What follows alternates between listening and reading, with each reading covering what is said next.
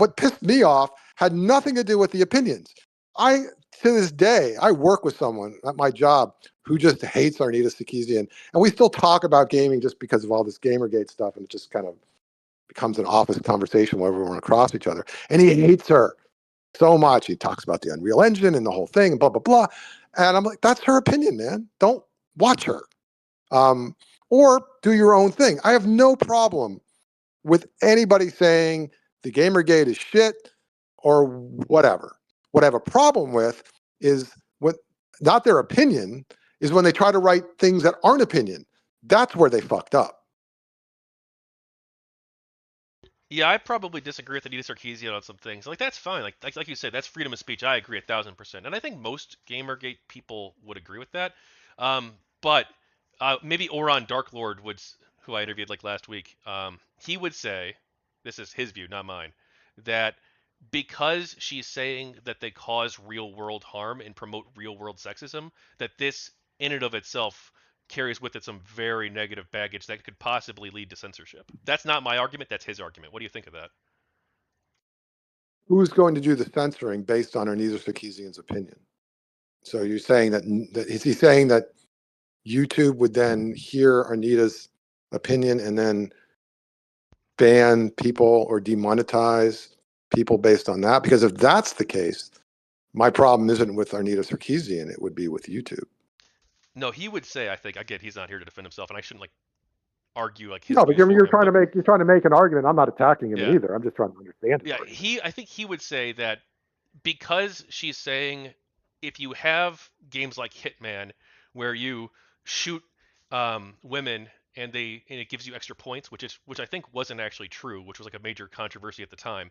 The game didn't actually reward that; it actually deducted points from you. I don't fucking know. I don't play Hitman, but that's what people said, and that because she's saying, oh, this causes like real world sexism and sexist attitudes to be proliferating in the world due to cultivation theory, that because she's saying stuff like that, that the developers should be like, oh god, we're harming people in the real world. We got to. It's kind of a dumb argument. I don't agree with him there. Whatever. But here's what I find funny. So I tried to talk to Anita Sarkeesian. We had a very brief email exchange before she just refused to talk to me. And she reminded me very much of a story that I had done years earlier. And I don't know if I'm dating myself at this point, but do you remember Jack Thompson? Yes. Well, I interviewed him because he lived down here in Miami. So I interviewed him during one of his many lawsuits trying to get rid of Grand Theft Auto.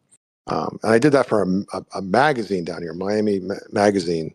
So it was a regional publication. It wasn't even a national story. But I interviewed him at the Miami club, and we sat on the 21st floor and had lunch, and he was cutting a brownie with a fork and telling me about how Grand Theft Auto was corrupting a generation because you could run over a hooker and it was better to kill her. And I tried to talk to him. I asked him if he read comic books when he was a kid. He knew exactly where I was going with this. And he said, that's different. Comic books are different. This is video. It's immersive. So basically, this is an argument that goes back to the 50s, right? Which is, I read comic books when I was a kid, and I'm not a serial killer. So, and I know I volunteer as the advisor of a student newspaper at a university down here on Fridays. I will go to, my work gives me time off. I go and advise a bunch of college kids, been doing it for 2 decades. They play all sorts of video games. None of them have actually ever run over a hooker. So my argument against Anita Sarkeesian is you can make the point, and I don't argue that you might have some interesting analysis. I will argue the result. If you're your opinion that playing these games with big-breasted women is going to somehow affect the outcome, then you have to prove that, because it is yet to be proven from comic books through video games.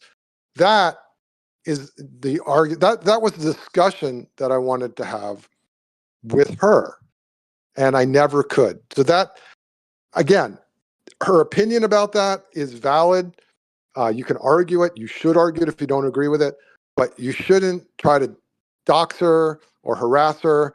I got into a lot of shit with GamerGate people because I just said very calmly and very blanketly I don't think Zoe Quinn should be harassed. I don't think Brianna Wu should be harassed. I did talk to Brianna Wu. We had, she actually got involved. She said, and she told me that she was getting shit for talking to me.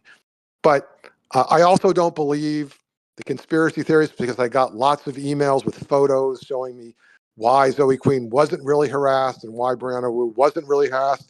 And yeah, if they maybe exaggerated some of that, fine, because we're not really objective about ourselves, but they weren't zero harassed. And I challenged the GamerGate crowd to say, across the board, no, that's awful. And that was always a really hard thing for them to do. This thing got so weaponized and so personal that you couldn't even, it was even hard to admit, I don't want my enemies to be harassed at all. It's not a good thing in any sense. Like the most benign harassment is still uncalled for. That was really hard to get them to admit. And it was really hard to get them to admit that because they said, how come you're not attacking the other side if you're attacking us? And I said, well, that gets back to what I said before. I can't talk to them. They blocked me. I mean, that's what they do. Their whole thing is they don't harass you. They just ignore you. They don't want to have the conversation at all. So it's just a different personality trait in each group.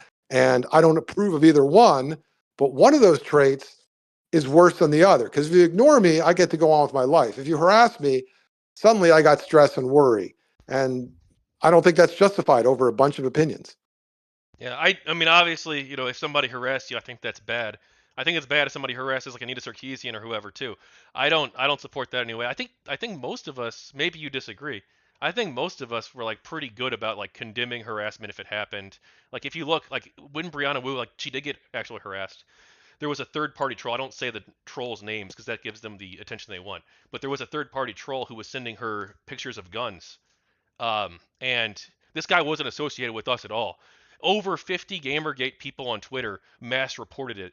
You can actually, you can still, I can link you the archive. It's still up. And then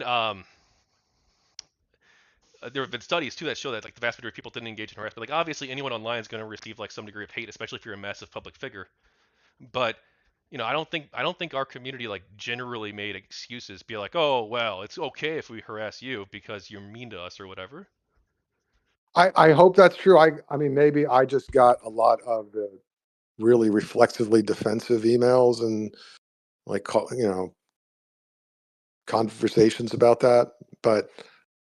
And I find this to be true everywhere. I mean, some things are unique to GamerGate. Some things GamerGate thinks is unique to them and it isn't. So I had told, I think, Milo and Alon Bakari when we were talking once that this whole thing about the harassment element, about whether you condemn it enough or you don't, reminds me of me. I'm Jewish. I was bar mitzvahed in Israel, right? I support Israel. But I also think, like back then especially, there was some shit going on where some Israeli soldiers like just kind of executed the Palestinians. And I'm like, we should fucking condemn that shit. And a bunch of my fellow Jews were like, we can't say anti-Semitism is such a problem. We need to, circle the wagons and not say anything. And like, that is not the right attitude. Like, and then it's like, oh, but what of our history? What about the Germans? I'm not talking about that. I'm talking about this. This is bad. We should condemn it, especially because we went through all that shit. Like, this is wrong. We should say it's wrong. So I think anytime you get to an issue that it goes on for a long time and it gets so personal and you get so set in your ways, it's pretty hard to give any ground. And at certain points, this whole thing in Gamergate reminded me so much of trying to tell you know, my Goyim friends about like Israel, Palestine. It's like, well, you have to go back 2,000 years.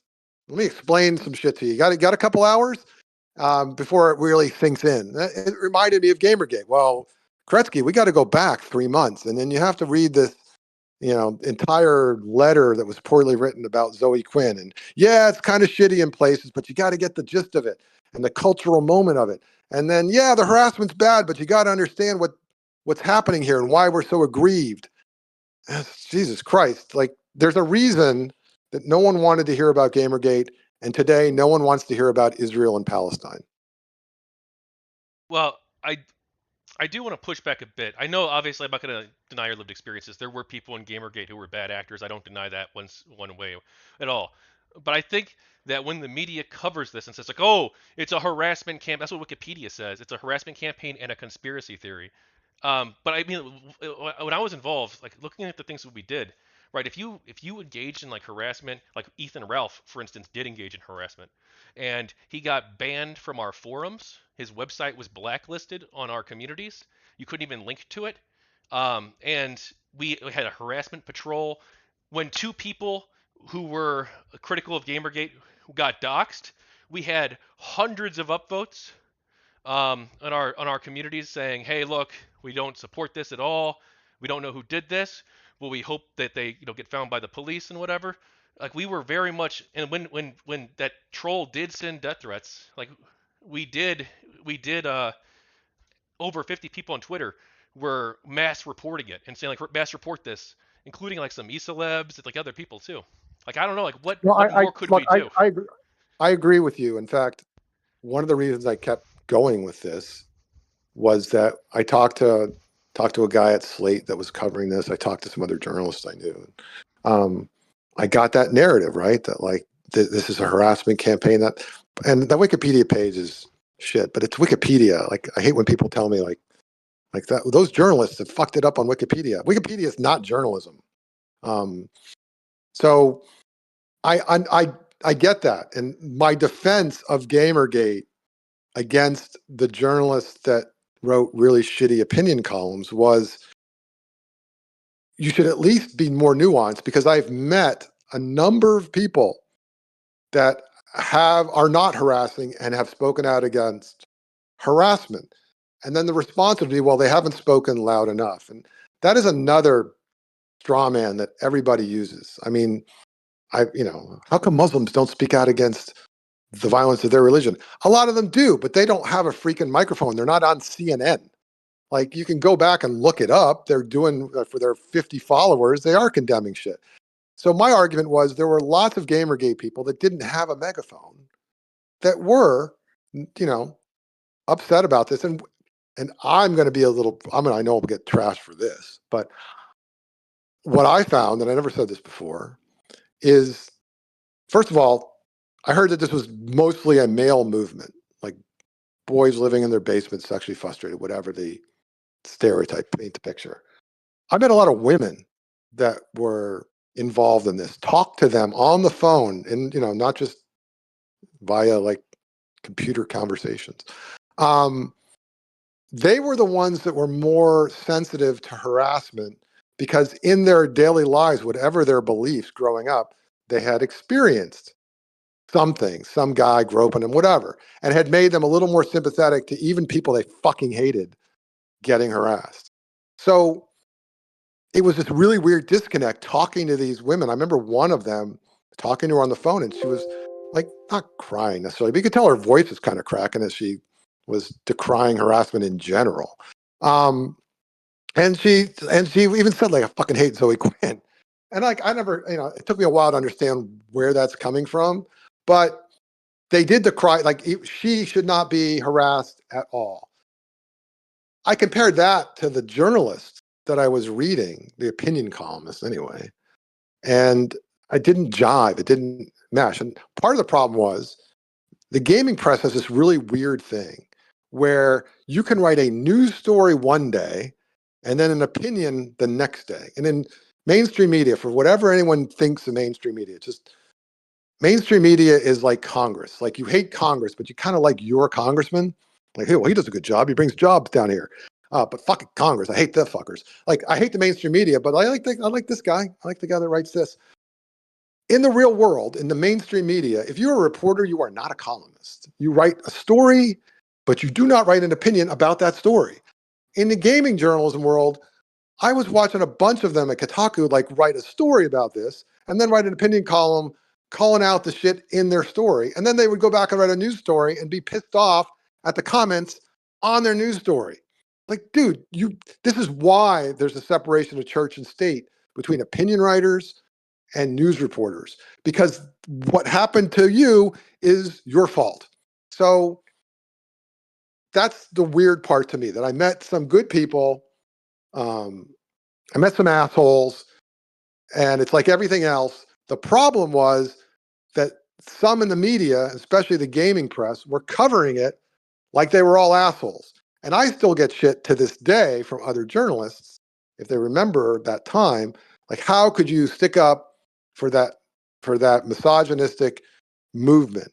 And like, I wasn't sticking up for the misogynistic movement. Those guys are assholes. I was sticking up for all the other people who didn't have the bigger microphone and didn't do the trolling, because you didn't do any reporting to find those people. I don't know if any of that made sense. No, it did. It's frustrating because I was like a major player in GamerGate. I mean, not, you know, obviously the movement is, we prefer to go by like, oh, we're all leaders, none of us are leaders, you know. But like, insofar as there were like people who you could discern as being like hubs of activity, like I ran the GamerGate Discord server. I ran a YouTube channel with 2,000 subscribers talking about this all the time, hundreds of videos, hundreds of live streams. Was involved in the GamerGate Investigatory Commission, which I created and founded. That didn't really work out in the end, but like I was involved with a ton of this stuff, and I only got approached by one person, and it was a college newspaper. It's like, why didn't the New York Times or CNN or somebody reach out if they're gonna write Well, about first, us? before I answer that, I will answer that for you. But I want to know, like, so how did it go with the college journalist? We had a really civil conversation, except I'm not sure he ever actually wrote the article because I don't remember him ever like sending it to me after the fact. I don't know if Oh, his son of a editor bitch! stopped him or what, but like he was totally civil and cool, and we talked for like an hour and a half or something.